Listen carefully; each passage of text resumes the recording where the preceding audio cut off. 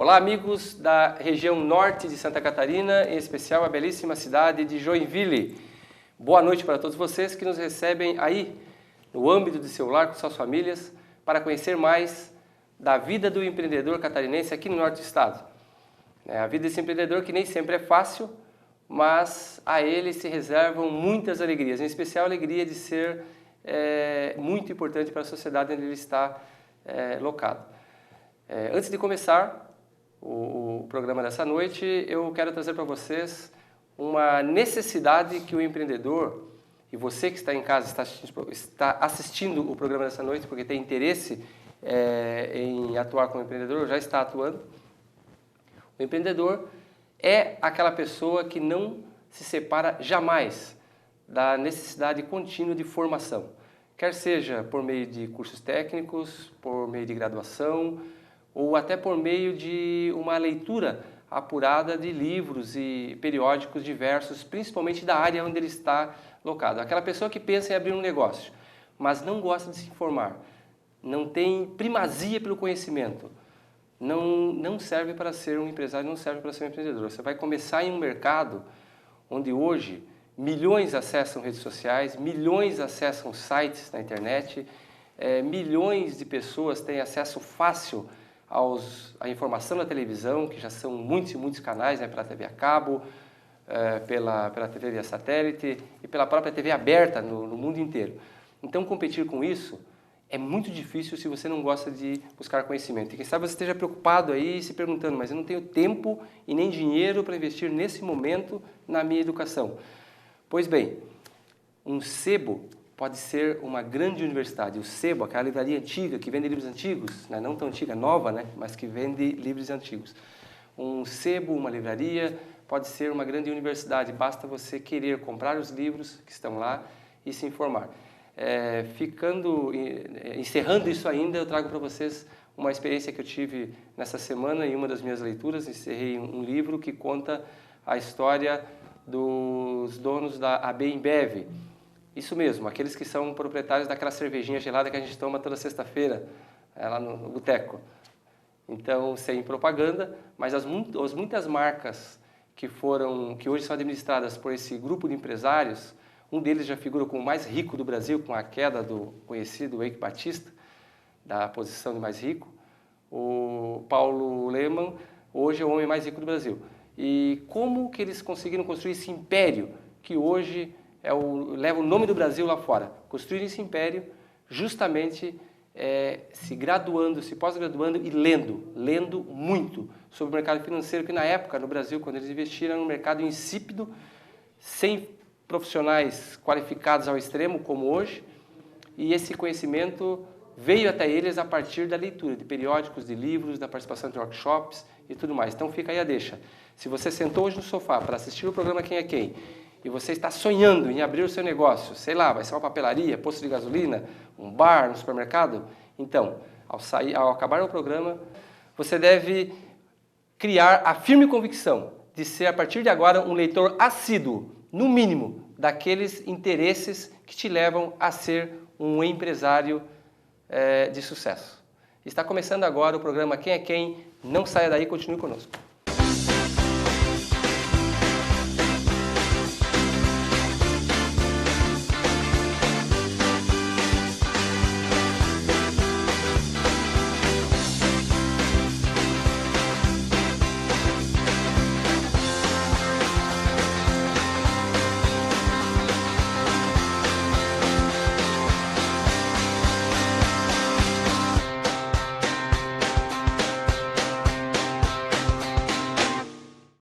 Pois bem, amigos, voltamos com o programa Quem é Quem, aqui no canal 9, TV Babitonga.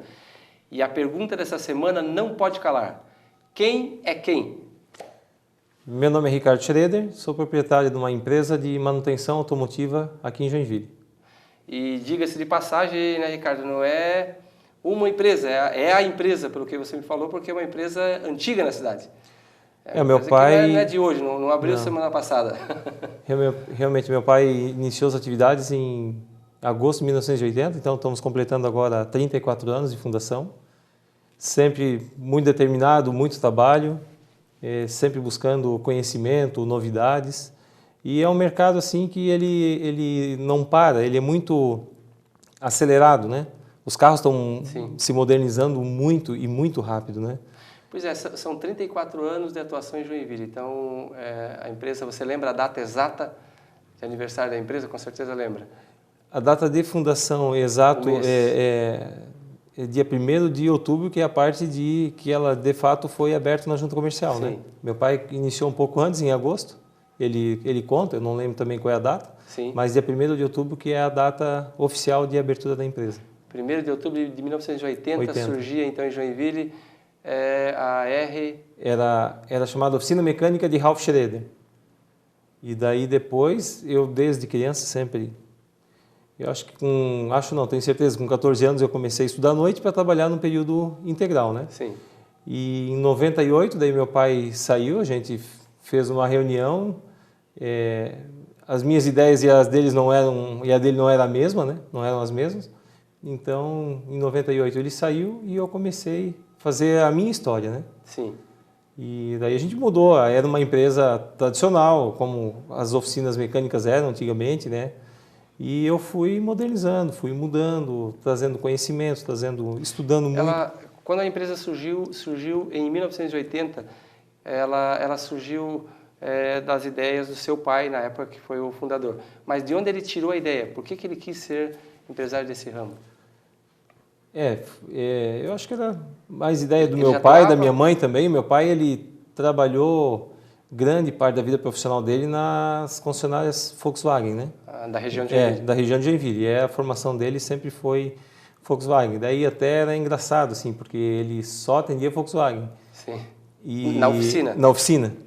Na oficina de vocês, já só Volkswagen? E só Volkswagen. E daí, quando eu comecei a trabalhar com ele, eu pegava Chevette, Fusca, Opala... Eu escutava um monte, porque eu não vou mexer nesse carro, mas daí eu ia lá e fazia. Né? Nós não podemos esquecer que a gente está falando de 1980. Exatamente. Então, em 1980, Volkswagen era o quê? Fusca, Brasília, Kombi, Variante, TL, era um Passat, né? Daí em 81 lançaram, acho que o Gol. Daí... Isso foi antes da abertura do Collor, né? Do Collor, a abertura dos portos, a importação, ainda, né? A importação. Exatamente. Esses eram os carros dos brasileiros, né? Eram Santana, Monza, né? Eram os carrões, né? E depois, a partir de 91, acho que eles abriram a importação, daí eram as Mercedes, BMW, tinha muito carro japonês também na época, né? O Suzuki, tinha Mazda, hoje você não vê quase na praça, né? E nesse pensamento, você comentou um pouco que o seu pai mexia só com Volkswagen.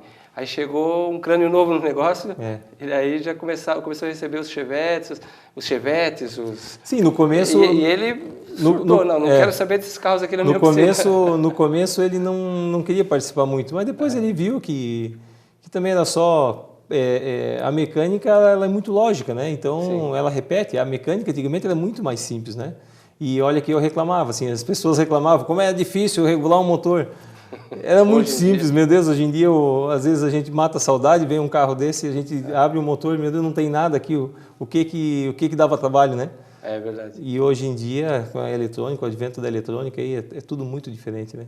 Aí depois ele foi se acostumando, daí ele também trabalhava. Hoje ele visita a empresa aí? Sim, ele toda semana ele vem ali, conversa com a gente. Mas ele já, de fato, nem o carro dele mais não, nem trocar o óleo, nada. Daí a gente sempre faz para ele, né? Até porque já tem essa tecnologia hoje. Exatamente. Não, mas eu acho que ele saberia fazer, né? Com certeza.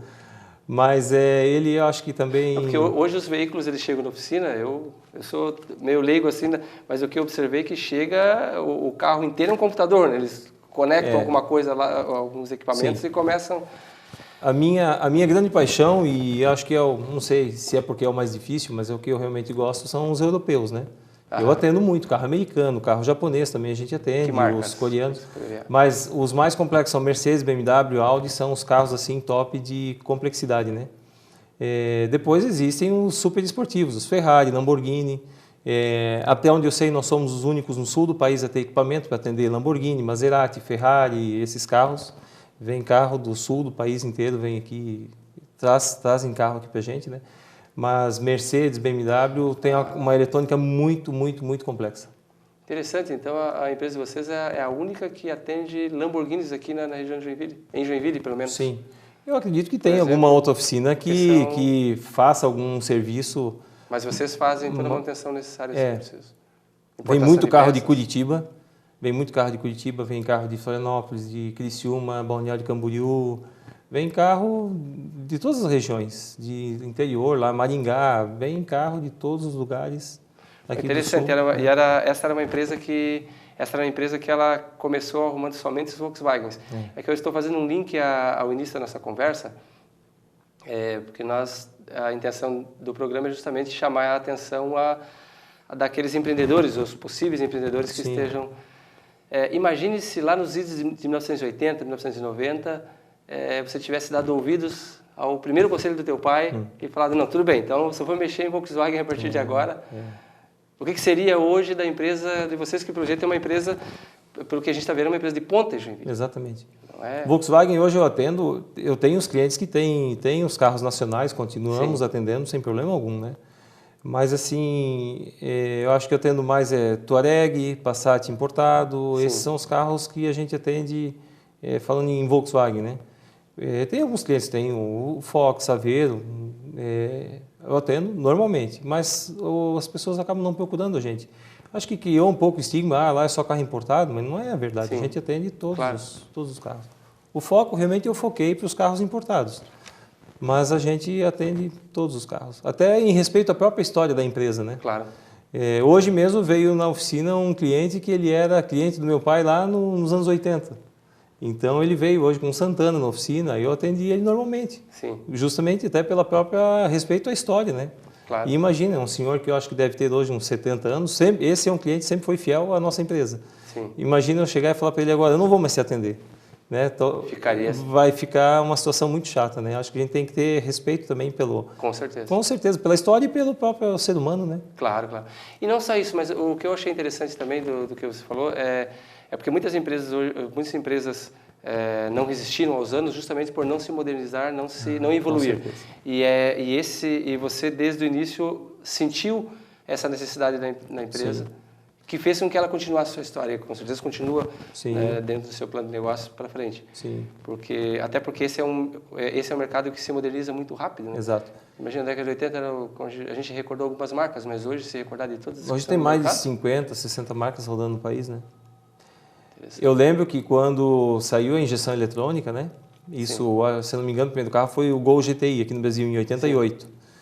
E tinham alguns colegas na época de oficina, assim, os mais velhos, que falavam que isso ali não iam vingar, isso aí não vai dar certo. Quantos carros que saíram com injeção eletrônica de fábrica que eu vi que foi adaptado o carburador, sabe? E as outras oficinas que, não, eu não vou comprar equipamento, eu não vou me equipar, e acabaram fechando, né? Porque aí o que acontecia? O cliente levava o carro na oficina dele para fazer um reparo no motor, né, na injeção eletrônica. Ah, não, isso eu não atendo, leva no fulano de tal. Aí o fulano de tal ia lá fazer a manutenção, como o carro já estava na oficina, o cliente, dá uma revisada no freio para mim, ou dá uma olhada, troca a correia. Ele no começo até poderia levar um pouco para o mecânico antigo fazer e depois levar no outro, mas depois por fim acaba pegando a confiança e já acaba fazendo o serviço integral no outro oficina, né? E eu acho que isso aí levou muitas empresas a fecharem em Joinville, do nosso segmento. Com certeza, isso com certeza. Essa é uma realidade de vários negócios, né, que deixam de se modernizar e acabam perdendo espaço para aqueles que são mais arrojados. Exatamente. Né? E a modernização não é só em questão de equipamentos, né? É até a questão de apresentação, né? A apresentação da empresa, o piso sempre limpo. Tem oficinas que a gente vai lá que é aquele negócio que a gente vê em propaganda ainda, né? O mecânico tem que estar sujo. Né? Eu acho que isso não combina mais com os dias de hoje, né? Imagina a pessoa compra um carro novo e vai na oficina e quem é que faz questão que o mecânico esteja sujo para atender ele, né? Não combina, né? Eu vi uma propaganda de um carro interessante em que o casal casava com um mecânico. Isso, é verdade. Disso, todo sujo, né? Essa é uma realidade que infelizmente existe em alguns lugares, né? É engraçado que há pouco tempo atrás, fazem 2 anos que eu parti mais para a parte da gestão da empresa, né? Mas até então eu andava com uma roupa uniforme igual andavam meus funcionários, que por muito tempo eles já trabalham uniformizados. Né? E daí chegavam os clientes lá que queriam saber quem era o dono. Daí eu estava com a mesma roupa que eles. Daí eu me apresentava como dono. Daí alguns ficavam me olhando assim, tipo, não entendiam, né? Aí depois eu comecei a usar outro tipo de roupa para justamente atender as pessoas. E daí eles chegam lá e querem falar com o mecânico. Não, mas eu posso te ajudar. Não, mas você não. Eu quero falar com o mecânico. Não, mas eu também entendo disso aí. A minha vida foi essa. A minha formação foi essa, né? Então... Existe um conflito? Existe um conflito, um pouco de informação, mas fazer o quê? Mas é interessante como o mercado vê o empresário. Exatamente. Às vezes olha o empresário dessa forma, como alguém que não conhece do mercado onde ele trabalha.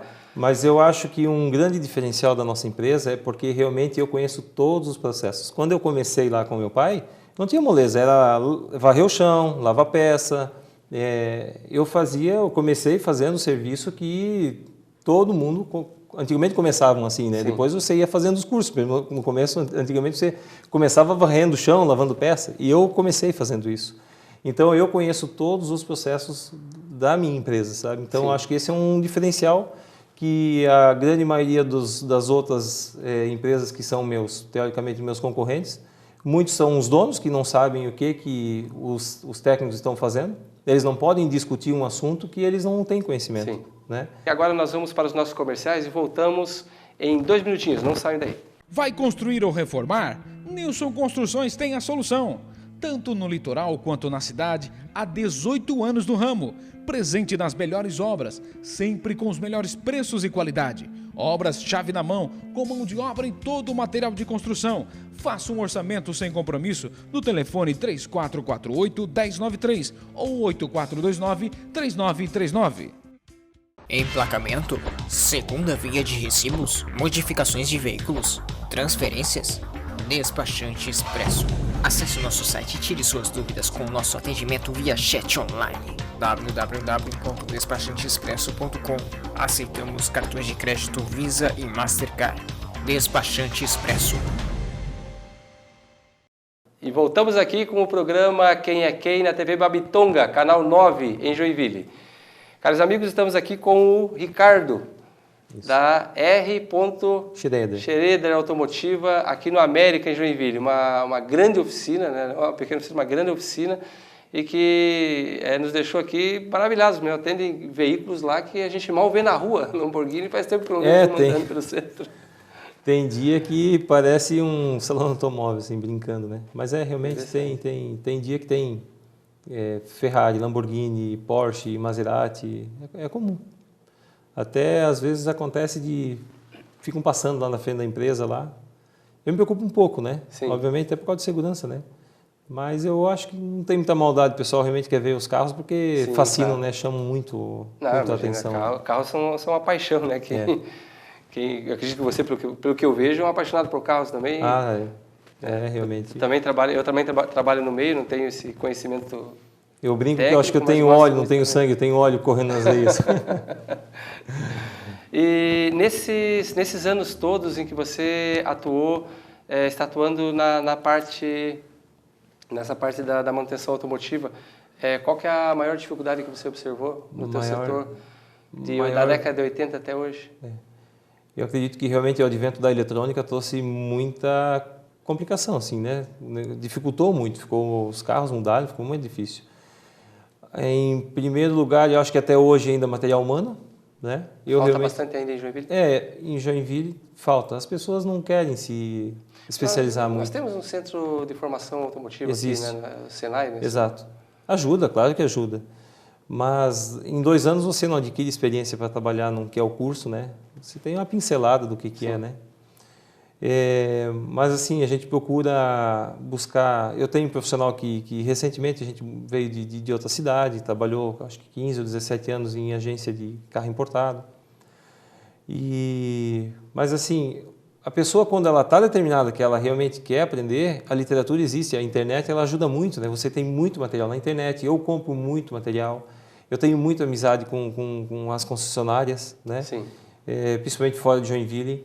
Então, a gente troca muita informação, enfim, a informação existe, né? Se você quer a informação, ela é atrás, né? Vai atrás. A gente participa de alguns fóruns também internacionais aí do nosso meio, né? De importados? De importados. Tem alguns fóruns na Alemanha, nos Estados Unidos, na Espanha, em Portugal, que a gente participa, que ali traz, a gente consegue resolver muita coisa com as informações que está ali. E também a gente ajuda vice-versa, né? A gente coloca bastante informação técnica lá também e a gente vai trocando, né?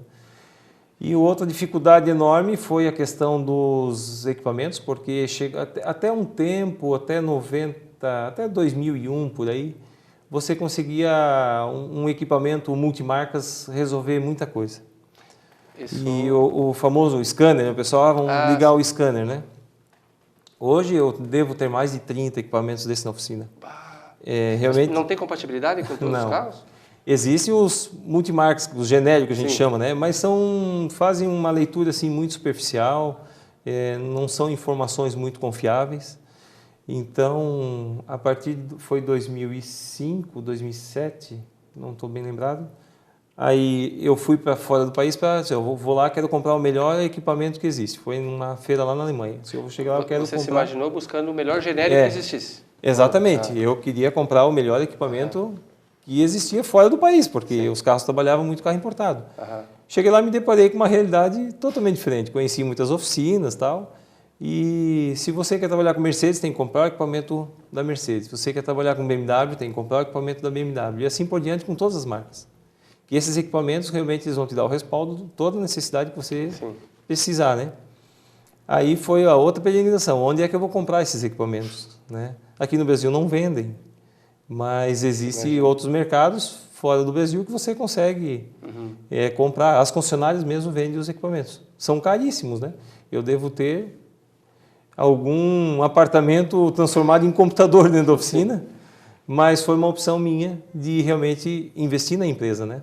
E não para, constantemente, porque os carros vão modernizando e muitas vezes os equipamentos vão ficando obsoletos.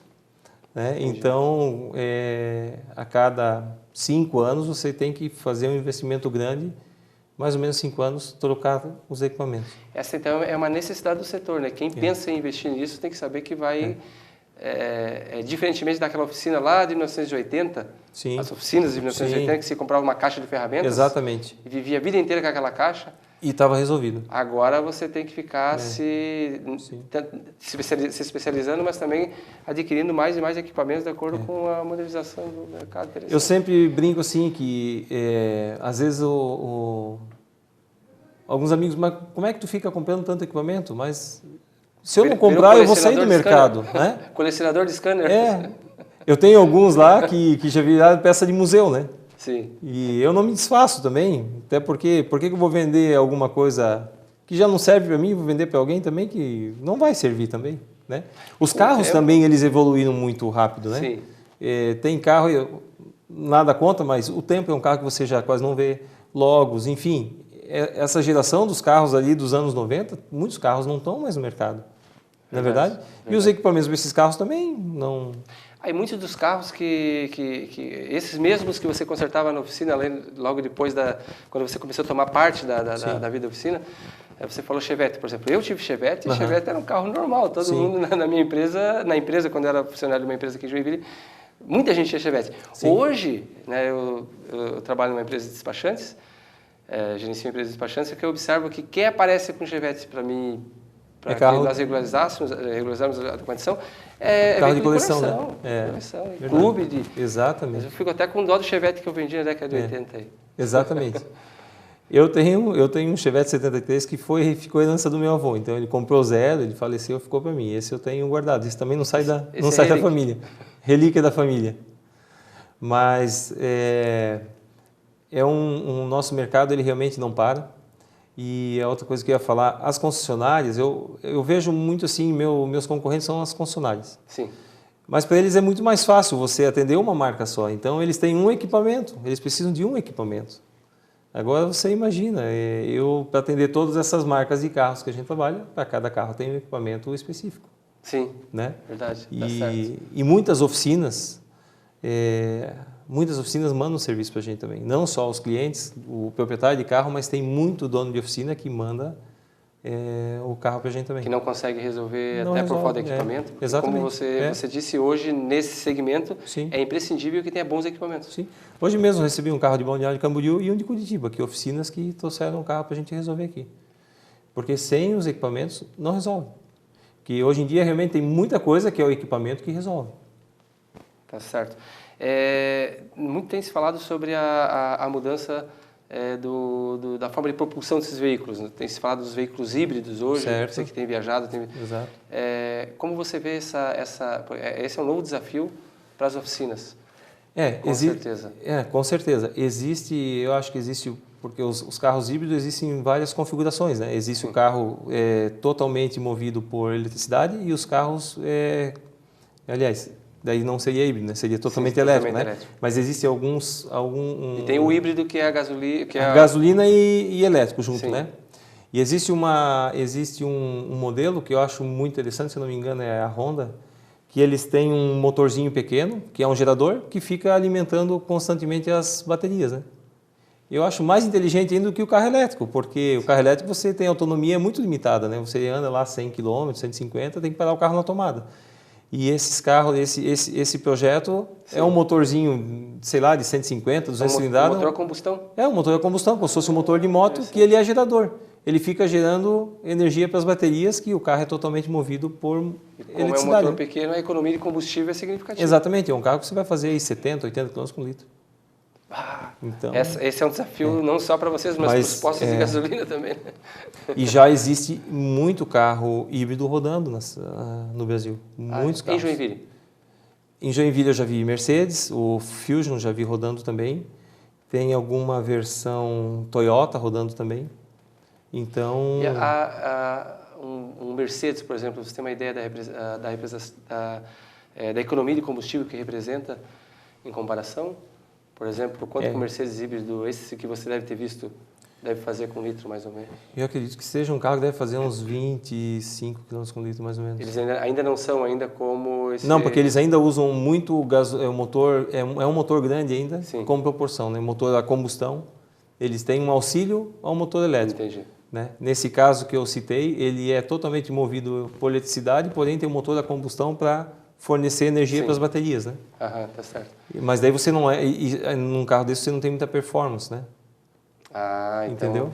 Porque essas marcas que você mencionou, como Lamborghini, Ferrari, Maserati, não só design, mas também muita tecnologia, né? a velocidade, a força, a brutalidade do carro. Exatamente. Nos mas você quer ver até aonde a gente está chegando, né? Existe, se eu não me engano, algum modelo Mercedes, não existe mais, o sistema de freio não é mais convencional com disco e pastilha de freio. Quando você pisa no freio, ele tem esse próprio motor, o motor elétrico dele que impulsiona o carro, ele inverte polaridade e funciona como freio.